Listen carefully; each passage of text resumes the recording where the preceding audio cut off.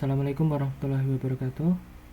Di sini saya Rian Korinaldi dengan NIM 21480866 PA 20916 dengan dosen pembimbing Dr. Endang Astuti MSI akan mempresentasikan seminar proposal dengan judul Sintesis Penambatan Molekul dan Uji Sitotoksik Nanopartikel Analog Kurkumin 1 benzil 3,5 bis 4 hidroksifenil metilpiperidon terhadap sel MDA-MB 231.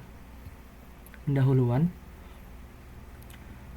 Menurut International Agency for Research on Cancer, 5 kanker dengan angka kematian tertinggi di dunia adalah paru-paru sebesar 12,4%, payudara 11,6%, kolektum 9,6%, prostat 7,3%, dan lambung 4,9%. Bray et al. 2024. Kanker payudara di Indonesia menempati urutan pertama pada wanita sebesar 41,85% dengan 65.858 kasus baru dan 22.430 untuk angka kematian, yaitu yang setara dengan 14,4%. Vilho et al. 2025. Latar belakang. Kemoterapi sebagai terapi kanker dalam menghentikan pertumbuhan sel kanker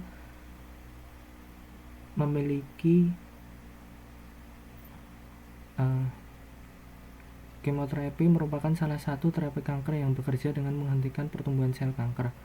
Salah satu kandidat senyawa alami yang banyak diteliti adalah kurkumin, yang memiliki nilai aktivitas anti kanker namun memiliki kekurangan, yaitu kelarutan air yang rendah, bioavailabilitas yang rendah, dan penyerapan oral yang buruk. Hal ini disebabkan oleh gugus metilen aktif CH2 yang terletak antara gugus B di keton, sehingga diperlukan modifikasi struktur kurkumin menjadi monoketon. Tujuan penelitian. Yang pertama, melakukan sintesis senyawa nanopartikel analog kurkumin monokarbonil berbahan dasar 4-hidroksibenzaldehida dan 1 benzil 4-piperidon melalui kondensasi Claisen-Smith dengan metode sonokimia. Yang kedua, mengetahui interaksi spesifik dan afinitas ikatan dari senyawa 1 benzil 3,5 bis 4 hidroksifenil metilpiperidon dengan protein target COX2 EGFR PARP1 melalui penambatan molekuler. Yang ketiga, mengetahui aktivitas sitotoksisitas senyawa 1 benzil 3,5 bis 4 hidroksifenil metilpiperidon terhadap sel kanker payudara MDA-MB 231 dan sel normal Vero. Tinjauan pustaka. Kanker merupakan neoplasma ganas yang berasal dari sel epitel payudara. Berdasarkan analisa molekuler, kanker terbagi menjadi 3 subtipe, yaitu luminal A, luminal B, dan TNBC, yaitu triple negative breast cancer. MDA-MB 231 merupakan jalur sel kanker payudara subtipe TNBC yang berasal dari tumor invasif pada wanita dewasa dan dikenal bersifat sangat agresif dengan kemampuan metastasis ke organ seperti paru-paru dan tulang. Yang kedua, sintesis analog kurkumin. Sintesis analog kurkumin didasarkan reaksi Claisen-Smith, yang mana reaksi melibatkan aldehida atau keton beralfa hidrogen dengan karbonil aromatik tanpa alfa hidrogen dan merupakan variasi spesifik dari kondensasi aldol. Yang ketiga yaitu nanopartikel. Partikel padat berukuran 1-100 nanometer yang mampu meningkatkan kelarutan dan bioavailabilitas obat serta cocok untuk penghantaran obat hidrofilik.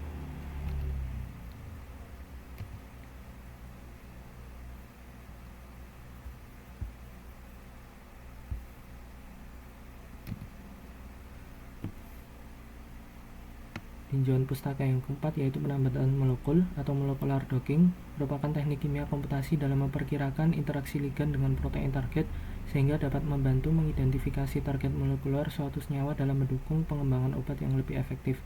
Yang terakhir yaitu uji sitotoksisitas, yang merupakan penilaian efek toksik senyawa terhadap sel hidup melalui reaksi reduksi MTT assay. Hasil MTT assay dinyatakan dalam bentuk IC50 dan indeks selektivitas.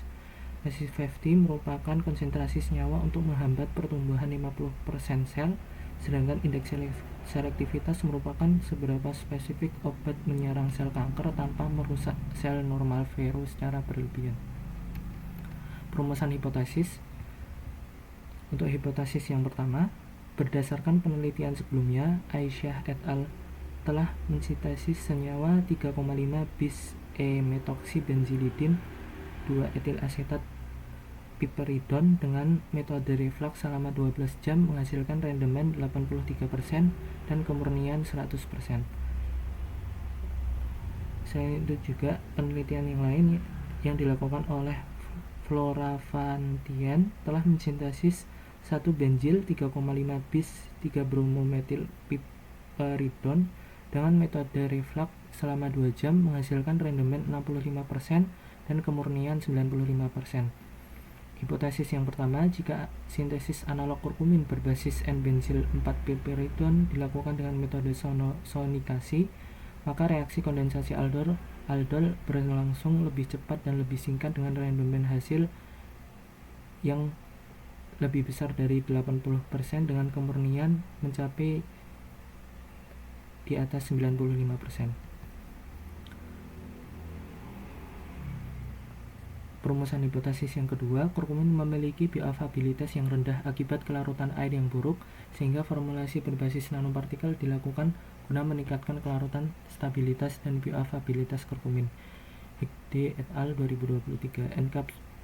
Hal ini didukung oleh penelitian yang dilakukan Guzman Villanueva et al., yaitu enkapsulasi kurkumin dalam nanopartikel hidrogel yang mampu meningkatkan dispersi dalam air serta mencapai pelepasan in vitro hingga 95%.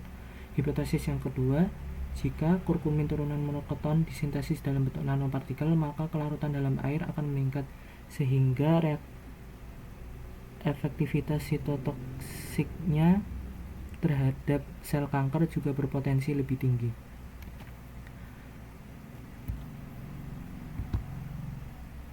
Perumusan hipotesis yang ketiga yaitu pengaruh gugus ortohidroksid terhadap sel MDA-MB231. Berdasarkan penelitian sebelumnya, Bonacorsi melakukan sintesis dengan mengganti substituen pada gugus parametoksi menjadi gugus hidroksi yang menurunkan nilai IC50 dari 20 mikrogram per mili menjadi 18 mikrogram per mili. Selain itu juga Flynn et al. Telah melakukan sintesis analog kurkumin monoketon dengan 2 gugus hidroksi pada posisi 1,4 yang merupakan nilai yang menunjukkan nilai IC50 sebesar 4,49 mikrogram per mili. Hipotesis yang ketiga, apabila senyawa analog kurkumin monoketon berbahan dasar N-benzil 4-piperidon dengan aldehida 4-hidroksibenzaldehida dilakukan uji sitotoksisitas, akan menunjukkan hasil uji sitotoksisitas sel kanker MBA-MD231 sedang hingga tinggi dan selektivitas terhadap sel normal dan selektif terhadap sel normal vero.